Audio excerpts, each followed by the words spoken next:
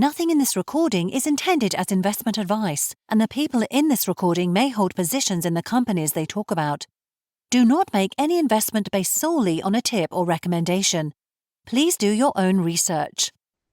Hello and welcome to Zak's Traders Cafe. Today I'm joined by Howard White, who's Interim Chairman at Hydrogen Utopia International. How's your day, Howard? I'm very well, thank you, Zach. How are you? Very well. We've spoken for many years on various matters, but this one, the hydrogen revolution, is the one that I suppose has been a goal of many people, including yourself, but it looks like you might be getting there. Well, I think so. We've taken exclusive access to the Inintech technology, which is a TRL9, Technology Readiness Level 9, which means it's fully commercialized and proven for the MENA region, which is Middle East and North Africa, but includes the Gulf countries, which are the major oil producers. And really, we have been working very hard on models and on speaking with cement companies and potential funding avenues, primarily in Saudi Arabia and the UAE. And what we are finding is, especially in Saudi Arabia, is there is very, very aggressive support for low carbon construction materials. And I think this has made us really reflect on what we have been doing and looking at our proposition up to now, which has been primarily on automotive and motive generally, technologies moving to hydrogen. And it's become apparent that it really isn't taking off as quickly as one would expect. Not that I don't expect it to take off, but I think it's going to be a way down the road. Currently, my investigations on ChatGPT show that there are less than 100,000 hydrogen vehicles in the world, and 70% of them are in the Far East. So that only gives you 30,000 vehicles to go for. So it really isn't a lot. And essentially, the price at small scale of hydrogen doesn't make it very attractive and makes it actually quite unattractive as a replacement for petrol, diesel, and even electricity. So in taking on the modular Inintech technology, it enables us to look at modularizing it to a size that is operational for a cement plant. And a cement plant could take anything, and this is not the largest cement plant, but a reasonable cement plant can take 100,000 tons of hydrogen a year. But they can't pay 10p for it or 10 cents or anything like that, because it would make the cement just too expensive. And so I suppose, charged by what happened in Geneva last week, which was a failure of all the countries in the world, or most of them anyway, to agree on a cap on plastic production. And as plastics have gone up to now 430 million tons a year, it seems that we need to get scale. And so we're now changing our model to the extent that we believe that we can provide hydrogen at 1.5 cents a kilo in certain countries in the GCC, with grants and interest-free loans supporting the technology. And there are over 20 cement plants and a number of steel plants just in Saudi Arabia. There are 10 in UAE, and we're talking to other countries in the GCC.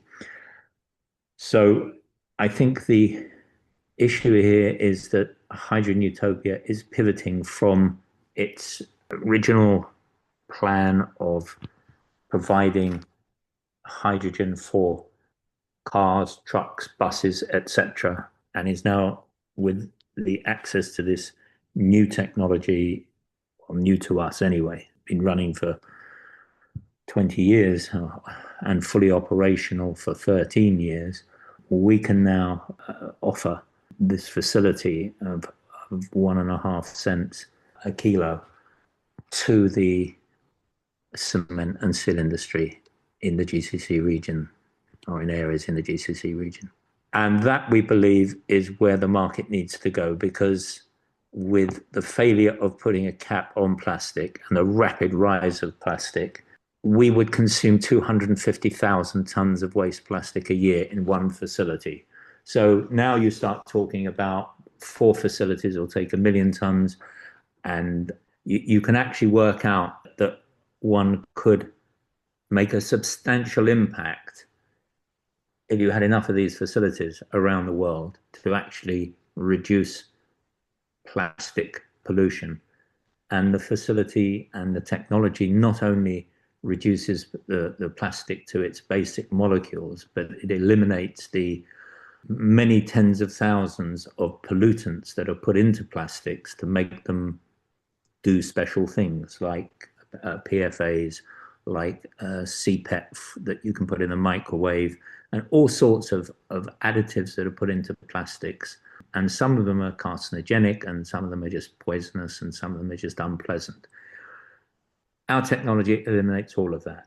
But the big thing here is, let's get down to business. And the business here is, can we actually supply hydrogen at a price that makes it almost competitive with natural gas in the Middle East? And we believe we can. And certainly our models are showing that it's very viable, and that is the way forward for the company.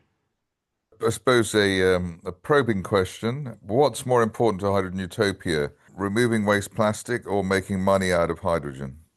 I think they're almost synonymous. I don't think one has a higher priority. We obviously are going to make money, and our approach to the market will be a very low aggression approach. So we won't go to a cement company and say, can you give us $500 million and we'll build a system? We'll go to a cement company and say, will you give us a non-binding offtake agreement for 50,000 tons of hydrogen, or even 100,000 tons of hydrogen at 1.5 cents? And these will be 30-year contracts. The first 5 years will be a slightly higher price, but the last 25 years will be at the low price. And with that offtake agreement, or the LOI for an offtake agreement, we'll go and raise the funds with a number of funders in the region, of course, who are very excited about funding this sort of technology. For example, in Saudi Arabia, conventional solar, wind, renewables to electrolyzers are not given any subsidy or grants at all. They're not given any grants, certainly. Whereas the hydrogen from waste to energy is referred to as super green hydrogen, and there they do give grants, and they do give all sorts of benefits, because I think certainly the ruler of Saudi Arabia is a visionary, and he has made some spectacular changes and spectacular projects, and one has to see that he is making Saudi Arabia a force to be reckoned with. And I believe that our approaches there will be met very, very positively. We have very good connections there. And I can see from the Hydrogen Utopia perspective, we would be getting, once we have an agreement and start, all of these will be done in SPVs, of course. So each deployment will be in an SPV, and it would be co-located with the cement or steel plant. So there'll be no transport of hydrogen. We will not get involved in that. That will give us the opportunity to deliver a very low-cost product, removing not only waste plastic, but also tires. We're very happy with tires, and we know that Kuwait has this huge tire mountain. And oil sludge, etc. We will also be producing a very large quantity of CO2, and the GCC region is very big on enhanced oil recovery, EOR, which goes under the oil fields to push out the older oil fields to push out more oil. And so it has a value. So we have revenue from hydrogen, revenue from CO2, revenue from management fees to the SPVs, and potentially revenue from carbon credits, because we will be saving enormous amounts of CO2 in each deployment.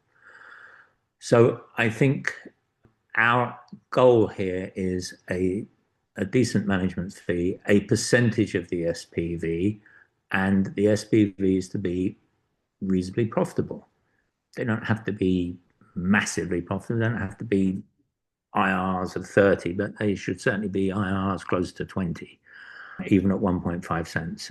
So I think our goals here are very specific, very focused, and will turn HUI into the size of company it deserves to be. I mean, I think its current valuation is a complete joke, but now I think that people will start to look at what we're doing, and the oil companies as well, the Exxons, the Shells, the BPs, Mobil, and of course Saudi Aramco and ADNOC.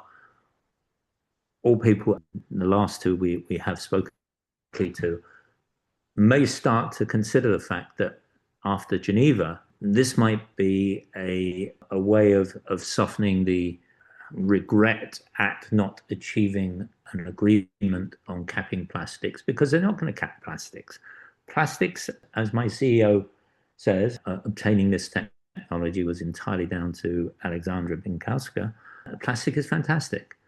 And it is a material that they should be allowed to produce as much as they want, as long as they do something about the destruction of it. So if oil companies start investing in our facilities, and each one taking 250,000 tons, and countries like, and in the GCC, sort of having one man who can actually make a decision, decide that they're going to make it a legal requirement to separate plastics, so that the plastic stream becomes part of the country's benefit. It will not be that difficult to obtain the sorts of numbers we want once it's been legislated. And getting legislation of this type through is relatively easy. Well, we look forward to you progressing things yet further. In the meantime, Howard White, Interim Chairman at Hydrogen Utopia, thank you very much indeed. Thanks, Zach.